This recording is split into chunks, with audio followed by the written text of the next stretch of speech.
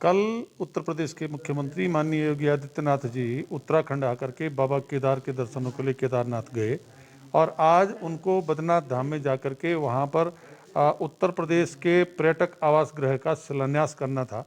उनका उत्तराखंड की जनता ने स्वागत किया, लेकिन जिस तरह से मौसम का अलर्ट था कि कल और आज हिमालयी पर्वतीय श्रृंखला में बर्फबारी और भारी बारिश होगी, तो ऐसे में क्या राज्य के दो मुख्यमंत्रियों को बगैर सोचे समझे वहां जाकर के फंस जाना चाहिए था? ये अपने आप में एक बड़ा सवाल है। और जब राज्य के दो मुख्यमंत्री ऐसे फंस सकते हैं तो फिर आम नागरिक का क्या? उनके उनके वहां से वापसी वहां पहुंचने के लिए सरकार ने अब तक क्या व्यवस्थाएं कर रखी थी, ये सवाल खड़ा होता है। उसके साथ जो बद्रीनाथ धाम में उत्तर प्रदेश पर्यटक आवास गृह का शिलान्यास हो रहा, तो उत्तर प्रदेश ने उसके लिए उत्तराखंड ने उत्तर प्रदेश को उसके लिए निःशुल्क भूमि दी। ठीक है, उत्तर प्रदेश और हम भाई हैं, हम एक राज्य थे, लेकिन उसके साथ इस समय जब दोनों राज्यों में भारी बहुमत वाली भारतीय जनता पार्टी की सरकार हो, केंद्र में भाजपा की सरकार हो और उत्तर प्रदेश के मुख्यमंत्री उत्तराखंड मूल के हों, तो परिसंपत्तियों के बंटवारे के लिए ये सबसे आदर्श स्थिति थी। और ऐसे में परिसंपत्तियों के बंटवारे का समाधान होने के बजाय उत्तर प्रदेश के जो लखनऊ में हमारा परिसंपत्तियों के बंटवारे का कार्यालय था, ये बंद कर दिया गया। तो ये बहुत ही कष्टदायक और पीड़ादायक है कि आदर्श स्थिति होने पर भी परिसंपत्तियों का बंटवारा नहीं हो सका। और तीसरी महत्वपूर्ण बात है कि हरीश रावत जी जब मुख्यमंत्री थे तो राहुल गांधी जी के साथ गौरी कुंड से पैदल केदारनाथ पहुंचे थे। उनकी उम्र 68 साल थी और इस समय 52-53 साल के दोनों मुख्यमंत्री जो केदारनाथ में बैठे हैं, वो चढ़ने के बजाय केदारनाथ से उतरने का साहस नहीं कर पा रहे हैं।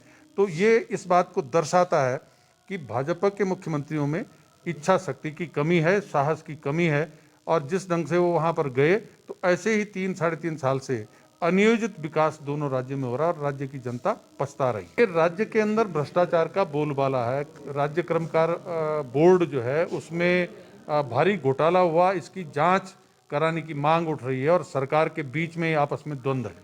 उसके अलावा जिस तरह से पंचायतों के खाते इंडसइंड बैंक में खुलाए गए और अब जो शिक्षा का अधिकार कानून है, उसके जो पात्र छात्र हैं उनको भर्ती के लिए एक इंडस एक्शन एनजीओ नाम की संस्था को इस काम को दिया गया है, तो वो अपने आप में इस बात का इशारा करता है कि पंचायत राज मंत्री और शिक्षा मंत्री इंडसइंड से बहुत ही प्रभावित हैं और कहीं ना कहीं दोनों के बीच में कोई जो याराना है वो इस बात का संकेत देता है कि इस काम में भी भ्रष्टाचार हो रहा है। उसके अलावा राज्य में मुख्यमंत्री जी पर जिस ढंग के भ्रष्टाचार के आरोप लगे और हाईकोर्ट ने सीबीआई जांच के आदेश दिए, वो अपने आप में इस बात की प्रामाणिकता सिद्ध करते हैं कि मुख्यमंत्री से लेकर के राज्य के मंत्री भ्रष्टाचार में लिप्त हैं और नारा जो है भ्रष्टाचार पर जीरो टॉलरेंस का दे रहे हैं, जनता को गुमराह कर रहे हैं। कोरोना के बाद जिस तरह से सरकार लगातार कर्ज लेकर के राज्य के कर्मचारियों का वेतन दे रही है, राज्य में विकास के काम पूरी तरह से ठप पड़े हुए हैं,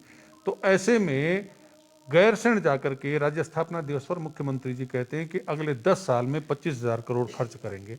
सरकार ने पिछले 4 साल में राज्य की आय बढ़ाने के लिए 1 रुपए का काम नहीं किया। जो कोरोना काल में केंद्र सरकार से राज्य को पैकेज की मांग होनी चाहिए थी राज्य के बेरोजगारों को स्वरोजगार देने के लिए और गैरसैंण में राजधानी के निर्माण के लिए, उसके लिए भी कोई पैकेज की मांग नहीं की। तो जब पैसा नहीं होगा तो फिर कैसे राजधानी बनेगी? जब पैसा नहीं होगा तो बेरोजगारों को रोजगार कैसे मिलेगा? ये अपने आप में सवाल तब तक खड़े रहेंगे जब तक सरकार जो है पैसे की व्यवस्था नहीं करती है। तो बगैर के पैसे की व्यवस्था करके केवल घोषणा करना, ये जनता को गुमराह करना है। चुनाव नजदीक देख करके मुख्यमंत्री इस ढंग की अनाप शनाप घोषणाएं कर रहे हैं।